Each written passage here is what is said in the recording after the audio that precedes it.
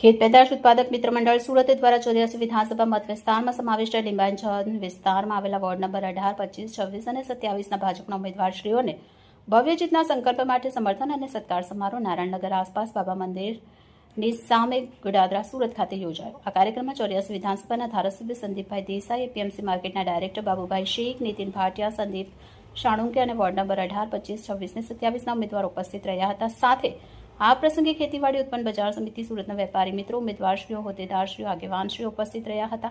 આ કાર્યક્રમ અશોકભાઈ ખામકર, શરદ પવાર, બંટીભાઈ, શહાજી દાંગળે, સચિનભાઈ, ભરતભાઈ, ધીરજભાઈ, શિવા પટેલ દ્વારા આયોજન કરવામાં આવ્યું હતું અને ભારે જહેમત ઉઠાવી કાર્યક્રમને સફળ બનાવ્યો। આ કાર્યક્રમમાં ખૂબ મોટી સંખ્યામાં લોકો ઉપસ્થિત રહ્યા હતા। Bureau chief Sunil Kanjawala, bullet 26 Gujarat news, Surat. मैं बाबूभाई शेख आज नारायण नगर में आज खेत पैदाश की तरफ से जो एक कार्यक्रम रखा गया था, जिसके अंदर 26 नंबर वार्ड के उम्मीदवार कॉरपोरेटरों को आज बुलाया गया था।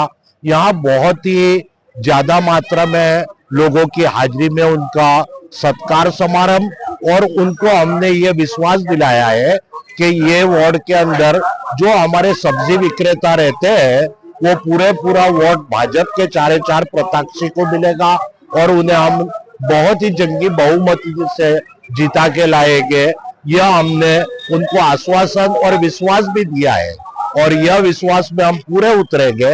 जय हिंद, जय भारत, भारत माता की वंदे मातरम।